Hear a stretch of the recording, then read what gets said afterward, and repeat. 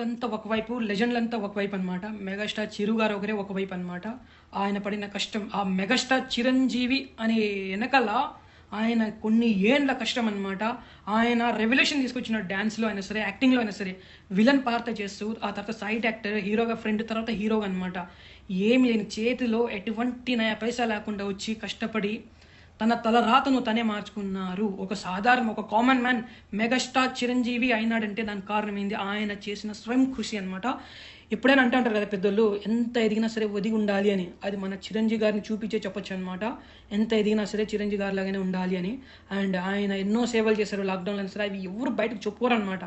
ఆయన ఈ తెలుగు ఇండస్ట్రీ, అన్ని ఇండస్ట్రీ ఒక సైడ్ అయితే చిరంజీవి గారు ఒకటే ఒక సైడ్ అనమాట. ఆయన పడినంత కష్టం ఒక్కడు కనపడలా. ఇన్నేళ్ళైంది ఆయనని